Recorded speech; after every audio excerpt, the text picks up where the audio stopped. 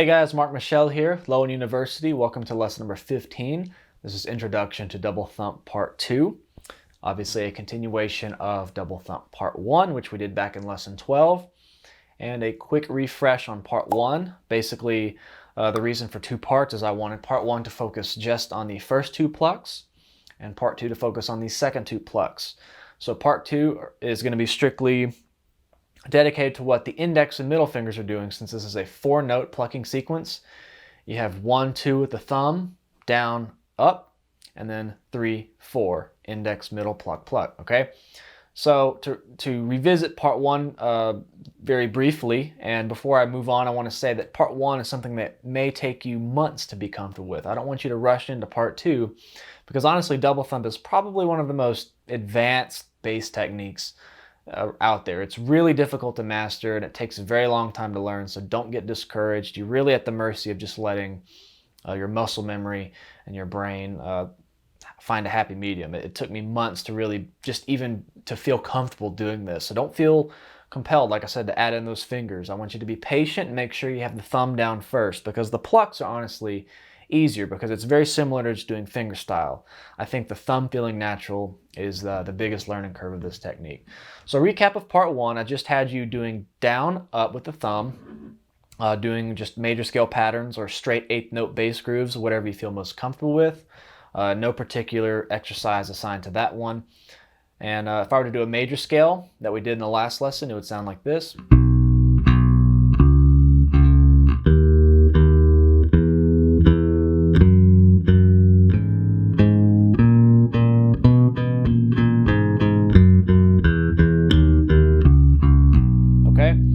Whole time, like I said, I want your index and middle fingers to be tucked under this G string.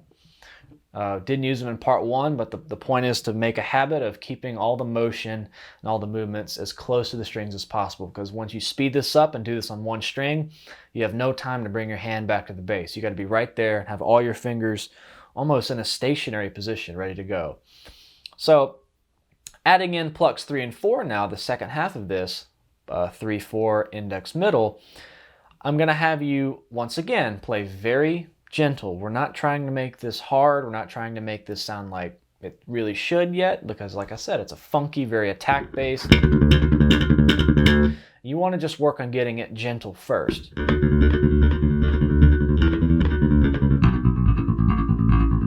Okay? Because if you can't get the control gentle, it's going to be even harder once you make it a little more aggressive and intense. So the plucking style I want you to do for this is very similar to like plucking a harmonic, or if you're doing finger picking on a guitar.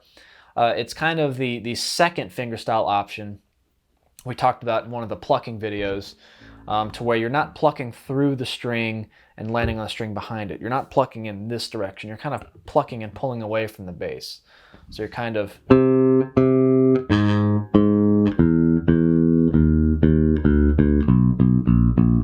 plucking a little more with like a curved finger, and you're kind of using your fingertip. You're not really using the pad of your finger. Like I said, if you're doing a chord and you want all the notes to ring out, you pluck away from the bass and don't use the plucking through technique, which would be the string behind it. So double thump uses that same plucking method. So a good way I'd do it is I kind of am going to have you kind of reverse the principle used in Part 1. So Part 1, we had our thumb in action and we had our index and middle fingers stationary on one string. So now I'm going to have your thumb sit on one string in the position that you would normally use the thumb, which the thumb is obviously more parallel. So I'm going to have you just rest your thumb on this top E string here, and I want you to now play a D major scale with the remaining 3 strings using this method. So start it on one note, on D, fret 5 on the A string. And with your thumb parallel resting on that string, I want you to just alternate pluck, index, middle, and kind of use the curved plucking method, okay? Don't land on the E string, just pluck the A string and go away from the bass. Once again, pluck gentle. We're not trying to make this like pops. We'll get to that later, because that's how it is used as the final product. Just getting it gentle for now. Thumb on the E string, alternate pluck on this D, fret 5 on the A string. You get used to just being able to pluck with your thumb kind of in a weird position like this, because that's how it's going to feel. Move notes around.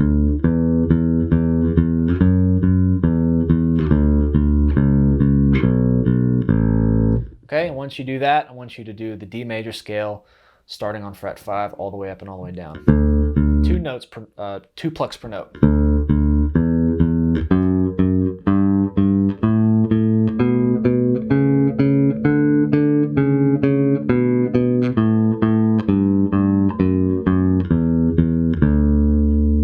Okay, so once you get comfortable with that and have your thumb, being able to do that with your thumb stationary, the goal is to start incorporating the two. So combining part 1 with now this part 2 index middle finger plucking gets kind of tricky. So you're going to have your whole hand sort of going now. So doing this all in one string is something that's going to come later. I don't want you to worry about that now because it's really tough to get all those motions really tight. But I'm going to go ahead and have you start doing this on octaves. So go ahead and place your thumb on the A string. So now your thumb is going to be on the D string. Down, up, okay? So we're going to swap between both methods. We're going to have your index and middle fingers tucked under the G string like it's not being used, and you're going to do four plucks on the D. And then you're going to fret the octave D and do 4 plucks, index, middle, index, middle. Okay? And when you're using your thumb, have your index and middle stationary on the G string, and then when you're using the index and middle to pluck, have your thumb stationary on the D string, so it'll look like this.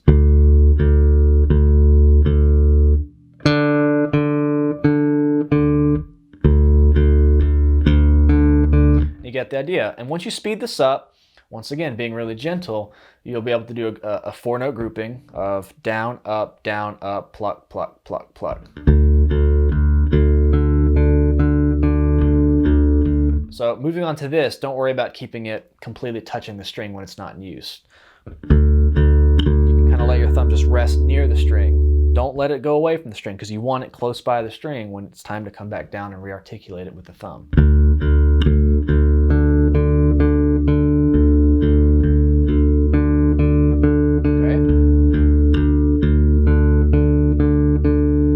Okay, now we're going to shorten that to just 2. So down, up, pluck, pluck, which is closer to the final pattern we're going for. So and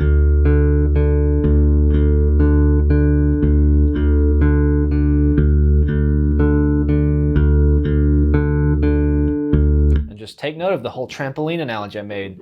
Your thumb is going through the A string, landing on this D string. So just be focusing on coming back up off the D string.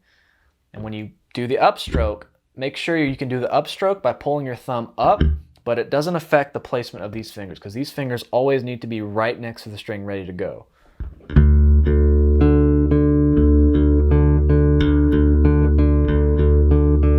I'm playing really gentle now. The goal is just to get the attack, not worry about the intensity. So practice moving those octaves around.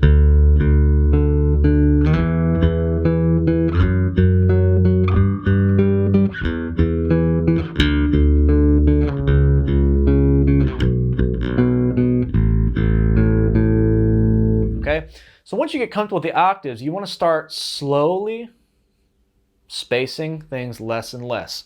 So if that spacing is still too tight for you, you can even spread it out more. You could do 2 plucks down here on the A, and you could go from the low E to the high G with that pattern. So I could do fret 5 on the A, fret 5 on the E string on that A, and then fret 7 on the G string on that D. Okay? So once you get comfortable with just the octaves though, 2 strings apart, you want to start doing 1 string apart. So instead of octaves, I'm now going to do fifths. And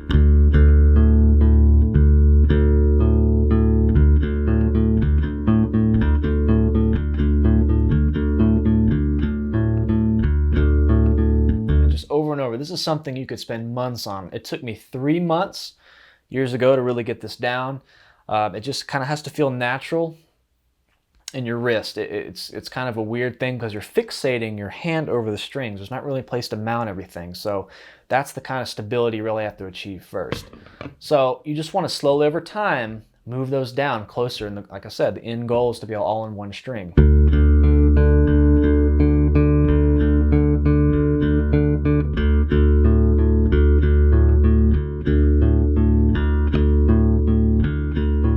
When you feel it's time to maybe try 1 string, I'm going to suggest doing this on your very top string, because the biggest challenge about this is doing it on one string is hitting the string below it. I mean, there's only that much room, not much room for all that motion going on. So I learned this by doing starting off on one string on my very top string, so the G string if you're on a 4-string bass. That way you have all this extra room down here to work on getting the technique down. And once you get 4 plucks on one string, then you can work on constricting and really compounding or compacting all of that movement into one closed space to then try it on the other strings besides the G string.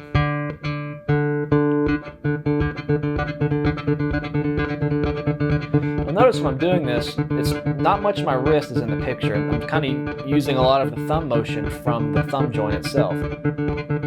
Okay, and like I said in the first video, you really want to experiment with where you're most comfortable with doing the down upstroke.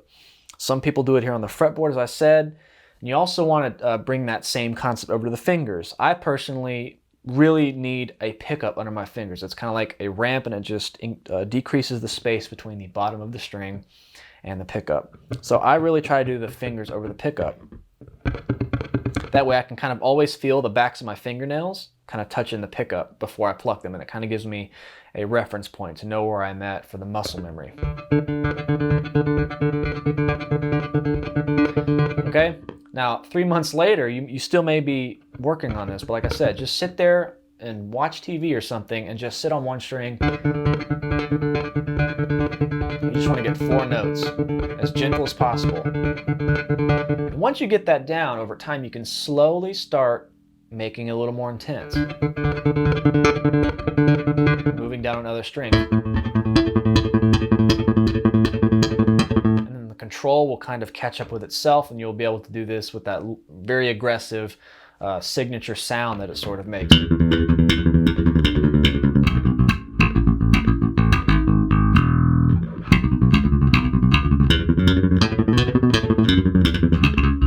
You get the idea. So be very patient on this. Out of any technique on this entire website, this one's going to require the most time and most patience, I can tell you, hands down right now. So don't get discouraged. We're going to have plenty more videos and licks really showcasing some more exercises to apply this with. But for now, I just want you to not focus on the left hand so much and just really sit down and really iron out all the control and the muscle memory required for the right hand. Don't get discouraged with it. It does take a long time. I can't reemphasize that enough. But we'll see you in other videos, and keep working on it, and we will see you next time.